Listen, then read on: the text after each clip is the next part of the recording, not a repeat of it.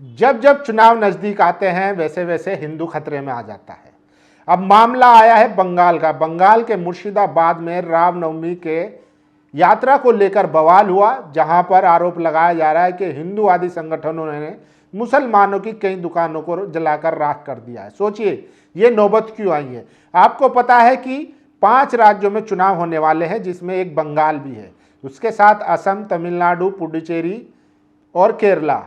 तो 5 राज्यों में चुनाव होने वाले हैं और बीजेपी को पता है कि इस वक्त उसकी तमाम तर जो कोशिशें हैं वो फेल होती हुई जा रही है। पिछले 11-12 सालों में बीजेपी ने देश को क्या दिया सबको दिखने लगा है, पता चल रहा है। वहीं दूसरी तरफ इस युद्ध की वजह से भारत में महंगाई भी बढ़ती जा रही है, पेट्रोल तेल की किल्लत भी होती जा रही है, लोग गैस के लिए लाइनों में लगे हुए हैं। अब पेट्रोल पंप पर भी लाइनों की खबरें आ रही है। तो इन सब चीजों से ध्यान भटकाने के लिए, मुद्दा डाइवर्ट करने के लिए इन्होंने अपना वही पुराना बांटो राजनीति करो वाला प्लान जो है एक्टिव कर दिया है। बंगाल में जो खबरें आई है वो बहुत भयानक है, बहुत दर्दनाक है। सोचिए मुर्शिदाबाद में किस तरीके से मुसलमानों की दुकानें जलाई जा रही है, उनके घर फूके जा रहे हैं, और ये खुलेआम बजरंग दल, वीएचपी, आरएसएस जैसे संगठनों के लोग आके आकर इस चीज को लीड कर रहे हैं। लेकिन आपको मेन स्ट्रीम मीडिया में क्या दिखाया जा रहा है कि मुसलमानों ने हिंदुओं की नवरात्रि यात्रा पर हमला कर दिया। सोचिए ये वही एजेंडा है जो पिछले 15 सालों से इस देश में चलाया जा रहा है। मुसलमानों को विलन बनाया जा रहा है। सोचिए बीजेपी के पूर्व सांसद ब्रजभूषण शरण सिंह कह रहे हैं कि इस देश में 2 खलनायक हैं, एक है मुसलमान और दूसरा है सवर्ण, जिनके खिलाफ यूजीसी आया है, ये उनका दावा है। सोचिए वैसे आपको बता दें कि इस महीने में होली भी पड़ी, ईद भी पड़ी और अब रामनवमी भी है, लेकिन आपको सिर्फ होली पर दंगा होता हुआ दिखा, होली पर हिंदू खतरे में दिखा, होली पर ही हिंदुओं को डराया गया, धमकाया गया। सोचिए जहां पर पुलिस प्रशासन, अदालतें, जज, एमएलए, विधायक, मंत्री, राष्ट्रपति सब हिंदू है, उसके बावजूद भी हिंदू खतरे में है। लेकिन सोचिए इसी देश में 21 तारीख को ईद मनाई गई, पूरे देश में ईद मनाई गई और बहुत ही शांतिपूर्ण तरीके से मनाई गई। हजारों की तादाद में लोग एक जगह इकट्ठा हुए, नमाज पढ़ी और अपने घर को चले गए। लेकिन वो कौन लोग हैं जो यात्रा के नाम पर मस्जिदों के सामने जाकर हुड़दंग मचाते हैं, मस्जिदों पर लगे, मुसलमानों के घरों पर लगे झंडे उतारकर वहां पर भगवा झंडा लहराना चाहते हैं? कौन लोग हैं वो?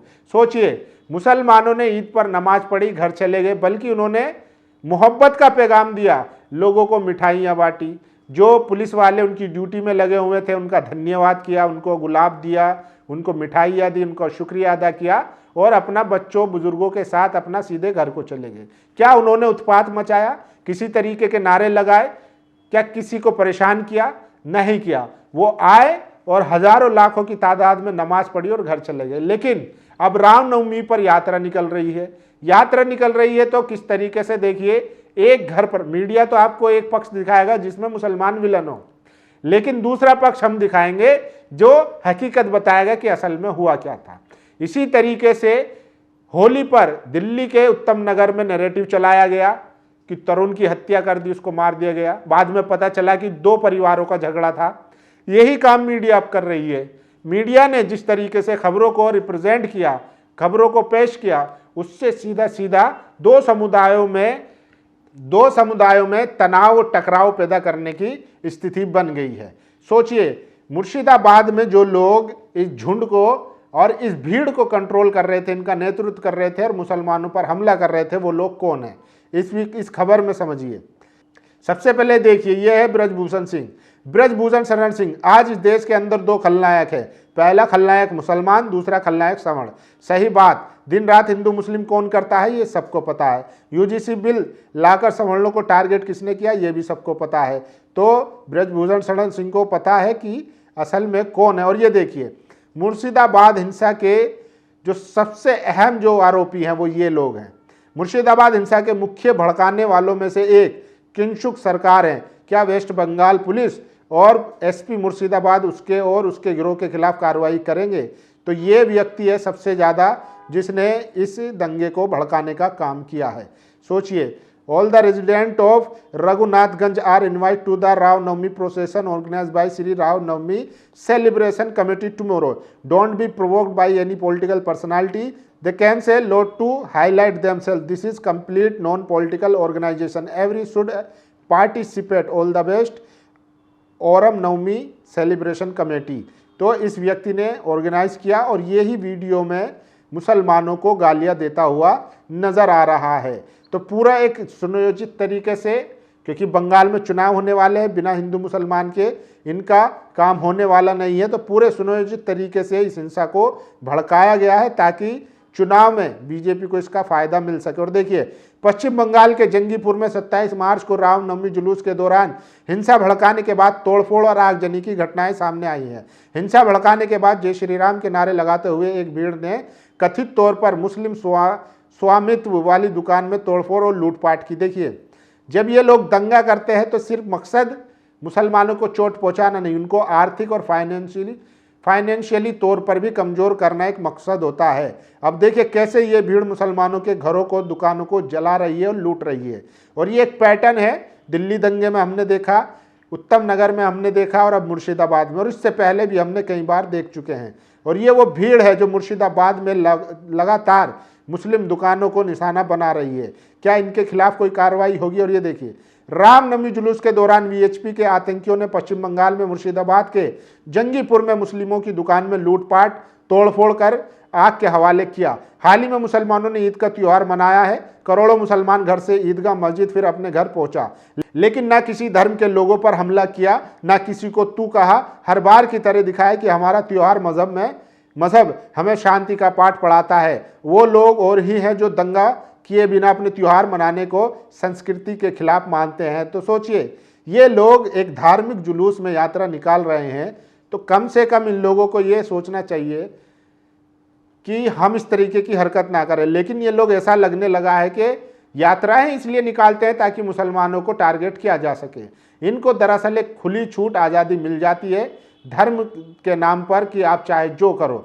और ये देखिए, मेवात से बड़ी खबर आ रही है। वहां पर मेवात में एक पंचायत में फैसला लिया गया है मुसलमानों की तरफ से कि अगर कोई गो तस्करी करते हुए पकड़ा गया, गो तस्करी करने वाले मुस्लिमों की नमाज जनाजा नहीं पढ़ाई जाएगी, उसकी मैयत में कोई शामिल नहीं होगा। ये बहुत बड़ा कदम है, क्योंकि मुसलमानों को गो तस्करी के नाम पर निशाना बनाया जाता है, बदनाम किया जाता है। जबकि गो तस्करी और गो बीफ का कारोबार कौन लोग करते हैं वो आप सबके सामने है, ये किसी से छिपी हुई बात नहीं है। तो पंचायत का ये फैसला बहुत सराहनीय है। और सोचिए, गोमांस बेचने वालों पर साबित होने पर उसका बायकाट और 1 लाख रुपए का जुर्माना भी लगेगा। इसके अलावा नशा बेचने पर 1 लाख का दंड, नशा करने वाले चाहे वो इसमें गांजा, अफीम या शराब हो, उस पर भी 1 लाख का दंड लगाया जाएगा। तो समाज में बेहतरी के लिए एक बड़ी फैसला लिया गया है मेवात की पंचायत द्वारा। उत्तर पूर्वी दिल्ली के दयालपुर इलाके में 16 वर्षीय हाफिज कुरान सुभान मलिक को उसके ही कुछ हिंदू दोस्तों ने घर से बाहर बुलाया और चाकू मारकर उसकी हत्या कर दी। इस विवाद की वजह बिरयानी पार्टी बताया जा रहा है। आरोपी की दोनों दोस्त सुभान से पार्टी मांगी थी और उसके मना करने पर उनके बीच हाथापाई हुई, जिसके बाद बदला लेने के लिए आरोपियों ने उस पर चाकू से हमला किया और हाफिज कुरान सुभान मलिक को मौत के घाट उतार दिया। सुभान मलिक के मां की हालत गंभीर है। सोचिए, इस देश में जब तरुण की हत्या हुई और वो 2 आपसी परिवार का झगड़ा था, तो पूरे परिवार को सजा दी गई, यहाँ तक कि पूरे मुसलमानों को भी सजा देने की बात चल रही थी। लेकिन वो तो एंड वक्त पर उत्तम नगर पुलिस ने कड़ी सिक्योरिटी में ईद की नमाज अदा करवा दी। लेकिन ये दयालपुर में 16 वर्षीय सुभान मलिक की हत्या कर दी गई, इस पर कोई कुछ बोलने को तैयार नहीं है। और ये देखिए, पश्चिम बंगाल मुस्लिम विक्रेताओं की दुकानों, ठेलों पर हमला, उनके सामान को जला दिया। मुर्शिदाबाद जिले के रघुनाथगंज में 27 मार्च को हिंदुत्ववादी संगठन द्वारा आयोजित रामनवमी शोभा यात्रा के दौरान हुई झड़प में हिंदुवादियों ने मुस्लिम विक्रेताओं की दुकानों, ठेलों पर हमला किया, उनके सामान को जला दिया। तो ये देखिए, ये तस्वीरें हैं। ये लोग खुले तौर पर चेतावनी देते हैं प्रशासन को कि हम आपके सामने दंगा भी करेंगे, भड़काएंगे, लूटपाट करेंगे और वीडियो भी बनाएंगे। आपको जो करना है कर लीजिए, जो उखाड़ना है उखाड़ लीजिए। मुर्शिदाबाद में रामनवमी के दिन हिंदुत्ववादी झंडे के लिए अराजक तत्वों ने मुस्लिमों की दुकान में तोड़फोड़ की जमकर उत्पात मचाया है। पश्चिम बंगाल की ये खबर है।